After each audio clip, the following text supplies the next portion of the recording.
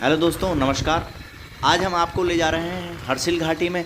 हर्सिल घाटी बहुत ही खूबसूरत है और अपनी अप्रतिम सुंदरता के कारण है हर्सिल को उत्तराखंड का स्वर्ग या उत्तराखंड का स्विट्जरलैंड भी कहा जाता है। हर्सिल घाटी शुरू होती है आपका सुक्की टॉप से, और सुक्की टॉप के नीचे जो गांव है वहां से ही शुरू हो जाती है।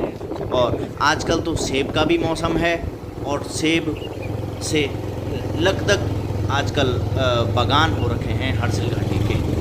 दोस्तों, आज की वीडियो में हम बात करने वाले हैं हर्सिल घाटी के बारे में। हर्सिल घाटी की सुंदरता, इसकी हिस्ट्री, इसकी लोकेशन, और सबसे ज़्यादा आज की वीडियो में जो बात होने वाली है वो है हर्सिल घाटी को विश्व पटल पर पहचान दिलाने वाले यानी कि फ्रेडरिक विल्सन के बारे में, जिसे कि स्थानीय भाषा में यहाँ के लोग राजा विल्सन भी कहते थे। उत्तराखंड राज्य के उत्तरकाशी डिस्ट्रिक्ट में स्थित है हर्सिल घाटी।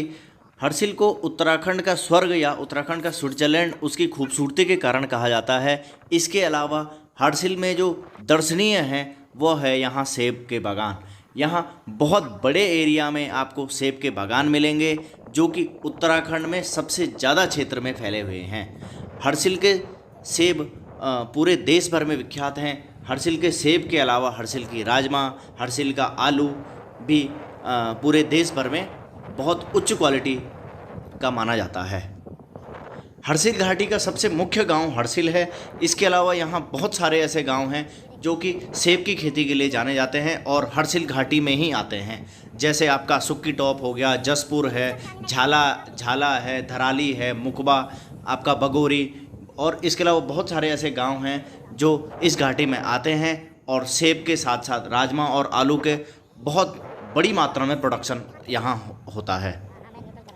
ये अभी हम सुक्की टॉप में पहुँचे हैं। सुक्की टॉप हर्सिल घाटी में सबसे टॉप की या मतलब सबसे ऊंचाई पर स्थित जो जगह है वो है। यहाँ से हिमालय का बहुत ही खूबसूरत दृश्य आप देख सकते हैं। जो ये सामने पहाड़ियाँ दिख रही हैं ये शीतकाल के समय यानी कि ठंडियों में पूरी बर्फ़ से लकदक रहती हैं, और खुद सुक्की भी शीतकाल के लिए लगभग 4-5 महीने तक यहाँ बर्फ़ से ढका रहता है।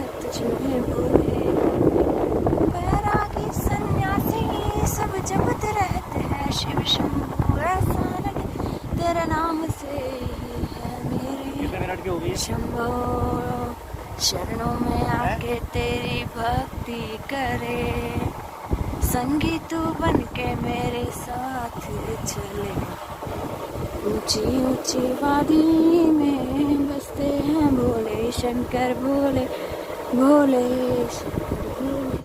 समुद्र तल से लगभग 7800 फीट की हाइट पर लोकेटेड हर्सिल घाटी के जो मुख्य गांव है हर्सिल, इसका नाम हर्सिल क्यों पड़ा उसकी बात की जाए तो 19वीं शताब्दी के शुरुआत में लगभग 1818 ईस्वी की बात है। यहाँ एक मंदिर बना भागीरथी के किनारे जिसका नाम था लक्ष्मी नारायण मंदिर।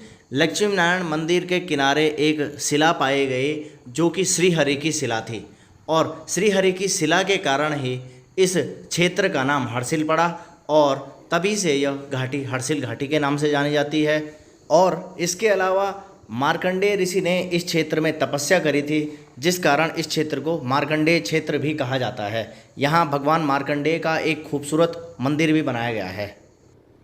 अब बात करते हैं दोस्तों हर्सिल घाटी की खूबसूरती से पूरे देश को रूबरू करवाने वाले और हर्सिल घाटी में सेब और राजमा का रोपण करने वाले और सेब और राजमा की खेती शुरू करने वाले एक अंग्रेज फ्रेडरिक विल्सन के बारे में, जिसे यहाँ के लोग पहाड़ी राजा या हुल्सन साहब के नाम से भी जानते थे। बात करते हैं दोस्तों 1857 ईस्वी की। 1857 में संपूर्ण देश में अंग्रेज़ों के खिलाफ एक महाक्रांति हुई थी, जिसे 1857 की क्रांति भी कहते हैं, या हम लोग भारतीय स्वतंत्रता का प्रथम संग्राम भी कहते हैं। इसमें क्या होता है, इसी दौरान एक अंग्रेज़ जवान, अंग्रेज़ आर्मी का एक सिपाही अंग्रेज़ आर्मी को छोड़ के पहाड़ों की तरफ चला आता है। वह इसी दौरान टिहरी क्षेत्र में आता है और टिहरी राजा से अपने लिए एक जगह की मांग करता है, क्योंकि टिहरी का जो राजा था वह भी एक तरह से टिहरी क्षेत्र पर जो शासन कर रहा था वह अंग्रेज़ों की कृपा दृष्टि पर ही था।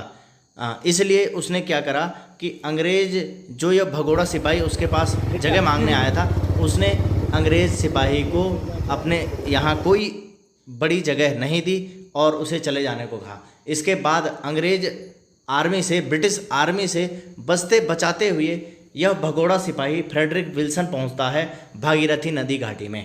भागीरथी नदी घाटी उसे बहुत खूबसूरत और उसे मन मोह लेती है एक तरह से उसका, तो वह यहीं पर बस जाता है और हर्सिल के मुखबा गांव में वह दो शादियां भी कर लेता है।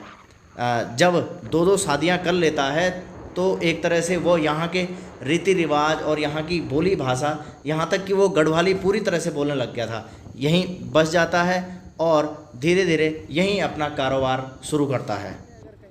पहले तो वो छोटे स्केल पर अवैध रूप से जंगलों का कटान करता था, यहाँ शिकार करता था। और इसके बाद क्या होता है कि जब भारत में अंग्रेज़ों के द्वारा रेल लाई जानी थी, तो रेल के पटरी के निर्माण के लिए स्लीपर्स की आवश्यकता थी।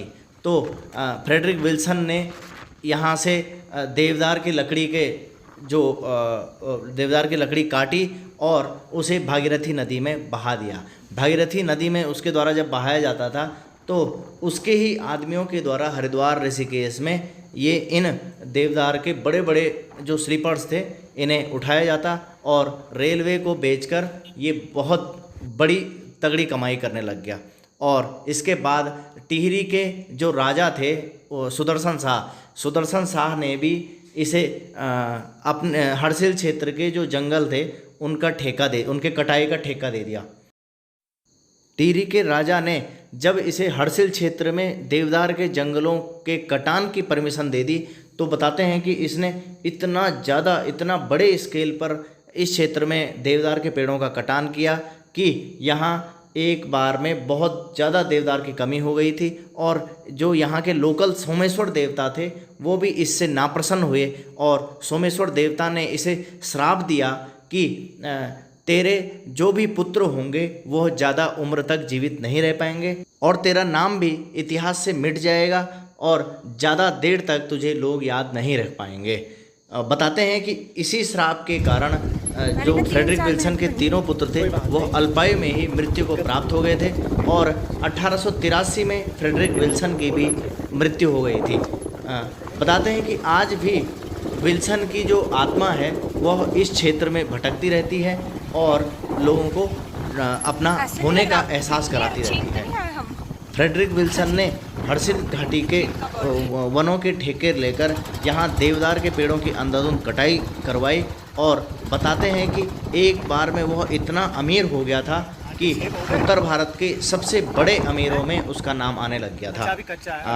उसकी अमीरियत का अंदाज़ा इस बात से लगाते हैं कि उसने यहाँ अपने नाम के सिक्के चलवाए और इस क्षेत्र में उसके अपना साम्राज्य चलता था। यहाँ के लोग उसे राजा विल्सन या विल्सन के नाम से भी जानने लगे थे।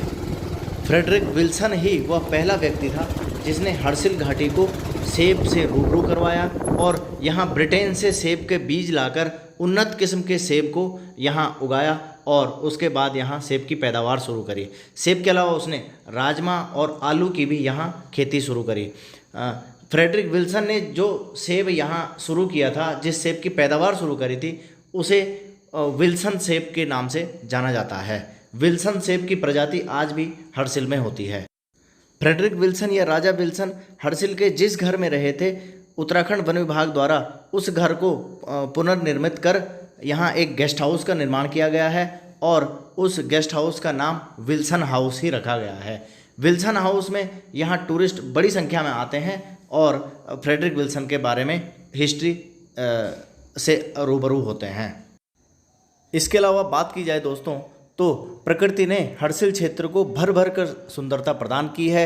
यहाँ पर फिल्म और गानों के लिए, शूटिंग के लिए एक शानदार डेस्टिनेशन के रूप में विगत कुछ वर्षों में उभर कर सामने आया है। 1985 में बने फिल्म राम तेरी गंगा मैली की शूटिंग इसी स्थान पर हुई थी और मंदाकिनी ने जिस झरने में स्नान किया था उसे अब मंदाकिनी फॉल के नाम से भी जाना जाता है। ये आप देखिए, ये मंदाकिनी फॉल हैं। इसके अलावा यहाँ मुखबा ग्राम बड़ा भव्य ग्राम है जहाँ पर गंगा माँ की शीतकालीन पूजा की जाती है। शीतकाल में माँ गंगा की डोली यहीं पर गंगा मंदिर लाई जाती है और यहीं पर 6 महीने के लिए गंगा माँ की पूजा की जाती है। इसे मुखी मठ भी कहते हैं। तो फ्रेंड्स, आज की वीडियो में इतना ही। मिलते हैं एक अगली वीडियो के साथ। तब तक के लिए नमस्कार। जय हिंद, जय भारत।